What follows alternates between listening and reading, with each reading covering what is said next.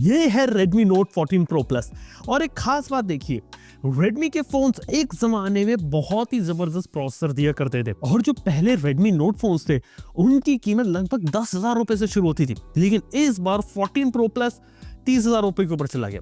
Pricing बताता हूँ, Redmi Note 14 Pro Plus का 8GB रैम 128GB वाला मॉडल स्टार्ट होता है 30,999 से, 8GB रैम 256GB स्टार्ट होता है 32,999 से, और 12GB रैम 512GB स्टार्ट होता है 35,999 में। इस बार क्या चेंजेस कर रहा है और Redmi किस डायरेक्शन में मूव कर रहा है, इस बारे में बात करेंगे और देखेंगे कि प्रोडक्ट वाइज Redmi ने Note 14 Pro Plus में क्या किया है। सबसे पहले तो डिस्प्ले के बारे में बात करते हैं। 6.67 इंच का डिस्प्ले, यार ये एक 1.5 के OLED डिस्प्ले है। रिफ्रेश रेट 120 हर्ट्ज का दे रहा है और टच सैंपलिंग रेट में इंटरेस्टेड हो तो 240 हर्ट्ज का टच सैंपलिंग रेट है। हालांकि instantaneous touch sampling rate 2560 hertz बोला गया। डिस्प्ले के अंदर पीक ब्राइटनेस 3000 निट्स की, लेकिन वो डिस्प्ले के पर्टिकुलर सेक्शन की होगी, पूरी डिस्प्ले की सस्टेन्ड ब्राइटनेस नहीं होगी, और वो भी तब जब आप इस पे HDR कंटेंट देख रहे हो। HDR 10 को सपोर्ट करता है, इसके साथ ही डॉल्बी विजन को भी सपोर्ट करता है, और इसके साथ ही PWM डिमिंग 1920 हर्ट्ज की है। कलर डेप्थ की बात करें तो 10+2 बिट का कलर डेप्थ है, और हाँ यहाँ पे आपको कॉर्निंग गोरिल्ला ग्लास विक्टर्स 2 की प्रोटेक्शन है। ओवरऑल बात करें, डिस्प्ले वाइब्रेंट है, देखने में कंटेंट कंजम्पशन में कोई दिक्कत नहीं आने वाली। 30,000 रुपए के फोन से इस टाइप का कर्व डिस्प्ले यहाँ पे एक्सपेक्ट किया जा सकता है। ऑडियो भी ठीक है, डॉल्बी एटमॉस का इक्वलाइजर है, लेकिन स्टीरियो स्पीकर्स आपको देखने को मिल रहे हैं, वो यहाँ पे सही है, और कंटेंट कंजम्पशन के हिसाब से चीजें यहाँ पे सॉर्टेड हो जाती है। वो देख के लगता है कि फोन चलो अपने 30,000 के प्राइस पॉइंट को डिजर्व करता है, लेकिन जब हम दूसरी जगह आते हैं तो चीजें इतनी ज्यादा इंटरेस्टिंग नहीं लगती। सबसे पहले बात करना चाहूंगा Redmi Note 14 Pro Plus के प्रोसेसर के बारे में। यहाँ पर आपको कौन सा प्रोसेसर है वो दिया गया है Snapdragon का 7S Gen 3। अब 7S Gen 3 के बारे में बता देता हूँ। जो 7S Gen 3 है ना, जो इसकी पूरी लाइनअप आती है उसमें सबसे नीचे आता है, मतलब सबसे अच्छा आएगा 7+ Gen 3, फिर बीच में आएगा 7 Gen 3 और 7S Gen 3 इसके नीचे प्लेस किया जाएगा। ये एक चीज होती है Snapdragon 7S Gen 3 की। लेकिन वहीं अगर मैं बात करूँ तो रैम और स्टोरेज भी इसके अंदर आपको UFS 2.2 वाली देखने को मिलती है, और LPDDR4X रैम का सपोर्ट है, जो देखा जाए तो थोड़ा सा आउटडेटेड यहाँ पे लगता है। 30,000 रुपया प्राइस पॉइंट बिल्कुल भी डिजर्व नहीं करता।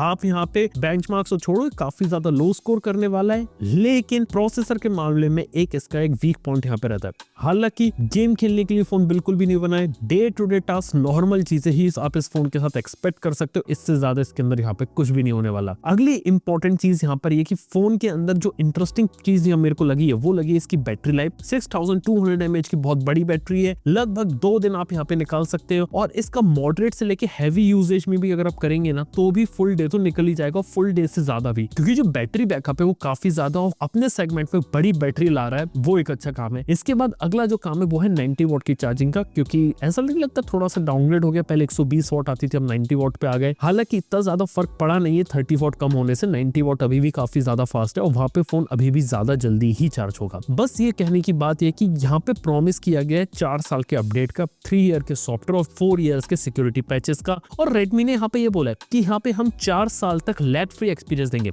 इनिशियली तो लैग फ्री एक्सपीरियंस है इसके HyperOS में, लेकिन वो कब तक लैग फ्री एक्सपीरियंस रहेगा, 4 ईयर्स का प्रॉमिस दिया है, तो अपडेट जब आएंगे तभी पता चलेगा। इसके साथ अगली चीज है कि अभी भी HyperOS 1 के साथ आता है, यहाँ पे मार्केट में HyperOS 2 आने वाला है, और वो Android 15 पे बेस्ड, और अभी भी ये फोन Android 14 के साथ आ रहा है। तो वो एक चीज है देखने वाली कि यहाँ पे Redmi आने वाले समय में इसको जल्दी से जल्दी Android 15 यहाँ पे कब तक प्रोवाइड करती है। HyperOS के साथ सुना था चीजें इंप्रूव होंगी, लेकिन अभी भी उतनी ज्यादा चीजें इंप्रूव नहीं हुई है।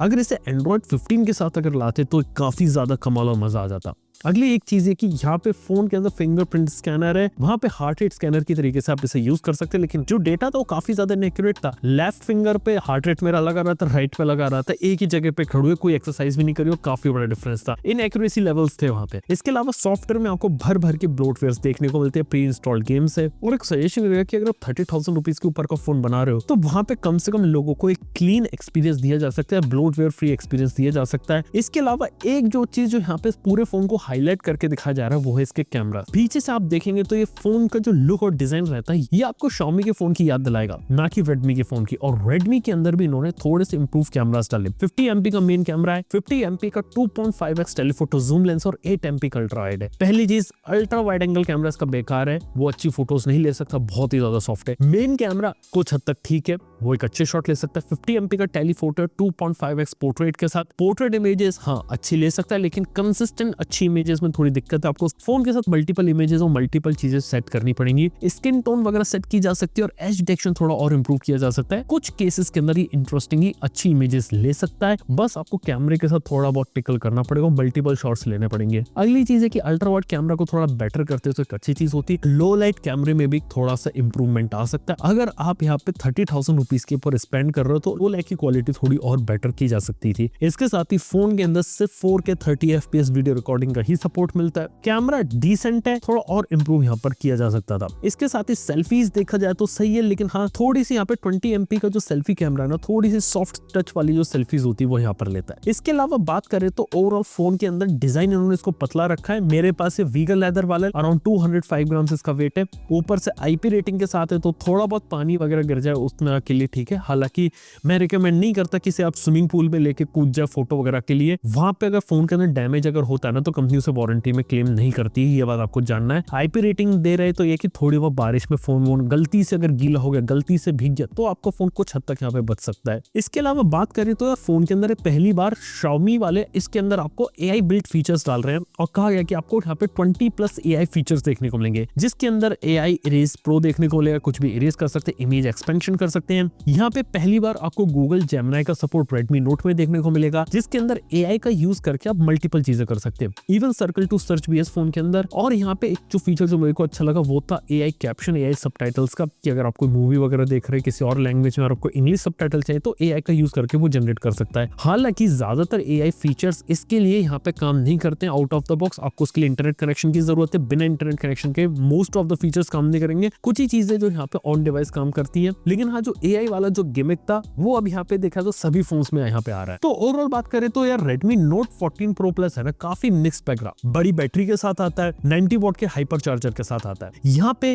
रैम और स्टोरेज भी सही है, लेकिन प्रोसेसर स्लो है और UFS 2.2 थोड़ा सा डाउन साइड यहाँ पे लगता है। इसके साथ ही यहाँ पे सॉफ्टवेयर के अंदर भी भर भर के ब्लोटवेयर। अगर मैं इसे प्रोज और कॉन्स पे अगर डिवाइड करना चाहूँ तो कुछ चीजें रहेंगी। पहली चीज, यहाँ पे इसका बिल्ड और डिजाइन लोगों को पसंद आएगा। डिजाइन सॉलिड है, देखने में फोन अच्छा लगता है। वीगन लेदर वाला भी और जो ऑप्शन है वो देखने में अच्छा लगता है। और Redmi Note सीरीज प्राइस के साथ साथ इन हैंड फील में भी यहाँ पे प्रीमियम हुई है 30,000 रुपीज में। इसके अलावा डिस्प्ले इसका काफी ज्यादा ब्राइट है, कलर कॉन्ट्रास्ट उसके काफी अच्छे है, कंटेंट कंजम्पशन के लिए डिस्प्ले काफी सही है। हालांकि फोन उन लोगों के लिए नहीं होता जिन लोगों को यहाँ पे गेमिंग करनी है। इसके साथ ही telephoto zoom lens, battery life, charging अच्छा है। IP रेटिंग भी इसका स्ट्रॉन्ग पॉसिबल पॉइंट मान सकते हैं। प्रॉब्लम से बात करें तो 7S Gen 3 इतना पावरफुल प्रोसेसर नहीं लगता। UFS 2.2 स्टोरेज काफी ज्यादा स्लो लगती है और स्नैपड्रैगन 7S Gen 3 कोई गेमिंग प्रोसेसर नहीं है, गेम खेलने के लिए नहीं बना। इसके साथ ही अच्छे काम किया कि 3 साल के सॉफ्टवेयर अपडेट की प्रॉमिस करे, लेकिन 3 साल तक इसके अपडेट कब तक आते हैं वो देखने वाली बात है। यहाँ पे Android 15 का अपडेट आएगा, 16 आएगा, 17 आएगा और उसके बाद यहाँ पर आपको सिर्फ और सिर्फ सिक्योरिटी पैचेस के 1 साल अपडेट प्रॉमिस किया गया। 4 साल तक लैग फ्री एक्सपीरियंस देगा। तो लैग फ्री एक्सपीरियंस अभी तो है, 4 साल तक ये कैसे सस्टेन करते हैं